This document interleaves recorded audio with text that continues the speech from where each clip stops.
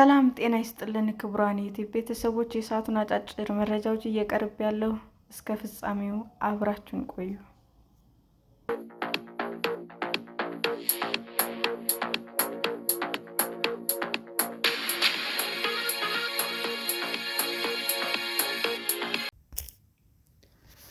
በጀርመን ባንክ ላይ በ4 ሰዓት ውስጥ የ100 ሚሊዮን ዩሮ ዝርፊያ እንዴት ተፈጸመበት? በጀርመን ታሪክ ውስጥ ታይቶ የማይታወቅ የባንክ ዘረፋ ተብሎ ተጠርቷል። በገና በዓል በሳምንቱ ጀርመን ቀዝቀዝ ብላ ነበረ። በምዕራብ የሀገሪቱ ክፍል ጌልሲንከርቸን ከተማ ውስጥ ዝርፊያዎች ተሰማሩ። ዘራፊዎቹ ተሰማሩ። ሃይ ስትሬት የተባለ ባንክ ግድግዳውን ሰርስረው ገቡ። ሌቦቹ ከ3,000 በላይ ጥብቅ የንብረት ሳጥኖችን መዝብረዋል። በሚሊዮኖች የሚቆጠሩ ዩሮ አግኝተዋል። ዘረፋው 1 ወር አልፎታል። ፖሊስ ግን ተጠርጣሪዎችን መያዝ አልቻለም። የባንኩ ደንበኞች እንደተናገሩት ዕድሜ ዘመናቸው ያጠራቀሙት ሀብትና ንብረት ተዘርፈዋል። ቤተሰቦች ውስጥ ተጠብቆ የቆየ ውድ ጌጣጌጥም አጥተዋል። ብዙዎች ዘረፋው አስቆጥቷቸዋል፣ አንዳንዶች ደግሞ ግራ ተጋብተዋል። አሁንም ድንጋጤው አልለቀቃቸውም። በባንኩ ላይ ያላቸው እምነትም ተሸርሽሯል። የኖርዌይን ዌስትፋሊያን የሀገር ውስጥ ሚኒስትር ኸርበርት ሮል ስለ ዝርፊያው የሚነሱ ጥያቄዎችን ይዘረዝራሉ። እንዴት? ማን ሰው ሰርቆትን አላስተዋለም? የባንኩ ሰራተኞች በምዝበራ እጃቸው አለበት? የባንኩ ግድግዳ ሲቦረቦር ማንም ሳይሰማ የቀረው እንዴት ነው? ሌቦች ጥብቅ ቁሳቁስ የሚገኝባቸው ሳጥኖች የት እንዳሉ በትክክል ማወቅ የቻሉት በምን መንገድ ነው? የባንኩ የደህንነት ጥበቃ ደካማ ነው። የጌልሲንከርቸን ፖሊስ የዓይን እማኞች ካሉ መረጃ እንዲያቀብሉ ጥሪ አድርጓል። መርማሪዎቹ እንደሚሉትም ሌቦች የባንኩን ግድግዳ ቦርቡረው የገቡት ከባንኩ አጠገብ በሚገኝ የመኪና ማቆሚያ በኩል ሊሆን ይችላል። በተደራራቢ ሕንፃዎች ላይ ከሚገኘው የመኪና ማቆሚያ በኩል የባንኩን ግድግዳ መሰርሰር እንደቻሉ መላምት ያስቀመጡት መርማሪዎቹ ሌቦቹ በመኪና ማቆሚያው በኩል የሚገኝ በርን አልፈው እንደገቡም ይገምታሉ። ይህን በር ከውጭ በኩል መክፈት አይቻልም። ሌቦች ግን በሩ በተለመደው ሁኔታ በአግባቡ እንዳይዘጋ አድርገው ወደ ውስጥ ዘልቀዋል። በሩን ካለፉት በኋላ በመኪና ማቆሚያውና በባንኩ መካከል ያለውን ግድግዳ መቦርቦራቸው ተገልጿል። ዘራፊዎቹ በሩን ካለፉ በኋላ በርካታ የደህንነት መጠበቂያ መሳሪያዎችን ጥሰው ማለፍ ነበረባቸው። ባንኩ ውስጥ ከገቡ በኋላ በቀጥታ ያመሩትም ጥብቅ ሳጥኖች ወደሚገኙበት የባንኩ ክፍል ነው። ይህ ጥብቅ ክፍል በባንኩ ከመሬት ስር የተገነባ ነው። የባንኩ ግድግዳ 40 ሴንቲሜትር ሰርስረው ወደ ጥብቅ ክፍሉ ማምራት ችለዋል። በዚህ ክፍል ውስጥም ውድ የሆኑ ሀብት ንብረቶችን ይከማቻሉ። ዝርፊያ የተፈጸመው በታህሳስ ወር አጋማሽ ላይ በሚገኙ ቀናት ውስጥ እንደሚሆን ይታመናል። ታህሳስ 27 የከተማዋ የእሳት አደጋ መከላከያ ተቋም እንዲሁም በግል የደህንነት ጥበቃ የሚሰጥ ድርጅት ተቋም ደርሷቸዋል። የደረሳቸው ጥቆማ ባንኩ ውስጥ እሳት እንደተነሳ የሚጠቁም ነው። ይህም በሌቦቹ እንቅስቃሴ ምክንያት ሊሆን እንደሚችል መርማሪዎቹ ገልጸዋል።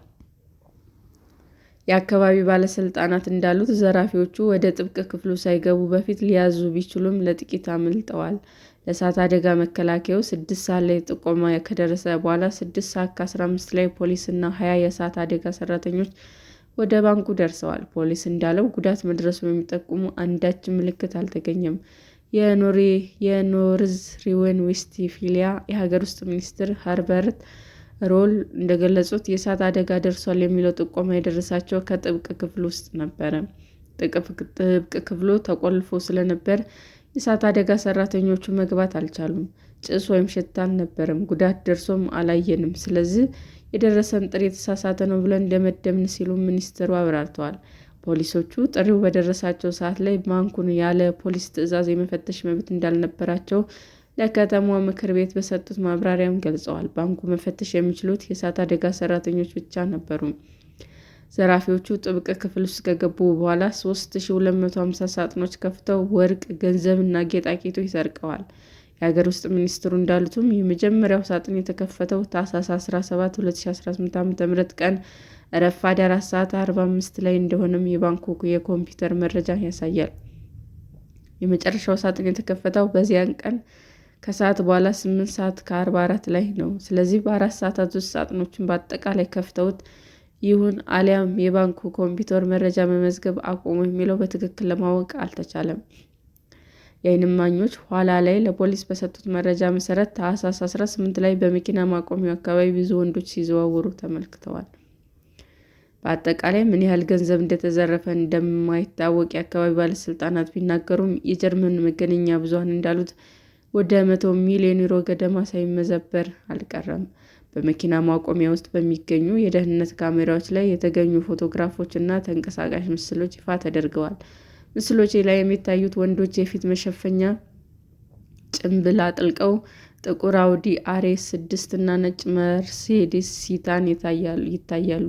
ሁለቱም መኪኖች በሐሰተኛ ታርጋ ሲንቀሳቀሱ ነበር። ታህሳስ 19 በድጋሚ የእሳት አደጋ ጥቆማ ሲደርስ ነው ዝርፊያ መፈጸሙ የተደረሰበት።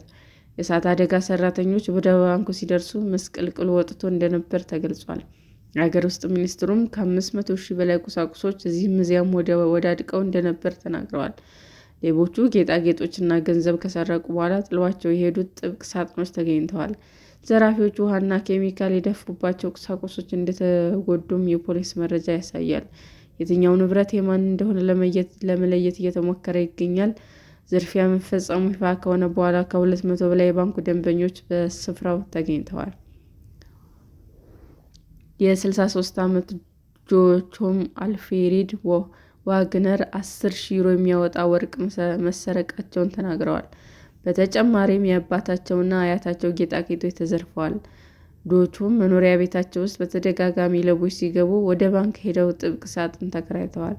ሀብት ንብረታቸው መዘረፉን ሲሰሙ በንዴት እንዳለቀሱም ተናግረዋል። ባንኩ እንዳለው ጥብቅ ሳጥኖች እያንዳንዳቸው 10,300 ዩሮ የመድህን ዋስትና አላቸው።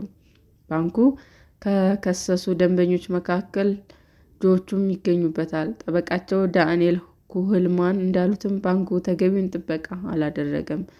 ሌላ የባንኩ ደንበኛ ጡረታ ለመውጣት በሚል የቆጠቡትን 400,000 ዩሮ ተዘርፈዋል።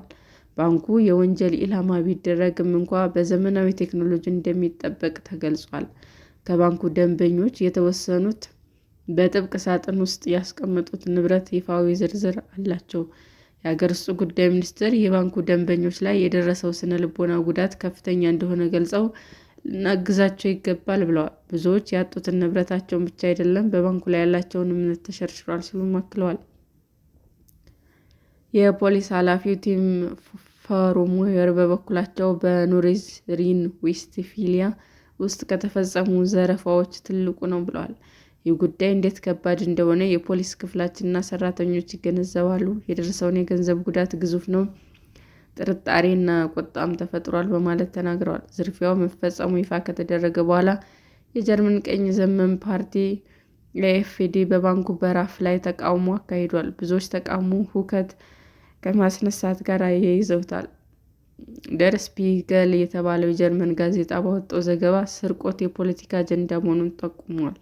ተቋማት ደህንነት ማስጠበቅ አልቻሉም፣ እንዲሁም ማንም አካል ተጠያቂ አልተደረገም የሚልም ሀተታም አስነብቧል። ሰላም ጤና ይስጥልን ውድ የዩቲዩብ ቤተሰቦቼ እንዴት ናችሁ? አዲስ ጀማሪ ነኝና ሰብስክራይብ ያደረጋችሁ አበረታቱኝ። አመሰግናለሁ። የዩቲዩብ አድማጮቻችን ለሰዓቱ ያቀረብኩላችሁ አጫጭር መረጃዎች ይህንን ይመስል ነበር። በሌላ መረጃ እስክንገናኝ ሼር፣ ላይክ፣ ሰብስክራይብ እንዲሁም ቢቀርብልን የምትሉት መረጃ ካለ ኮመንት እያደረጋችሁ ቸር ቆዩን።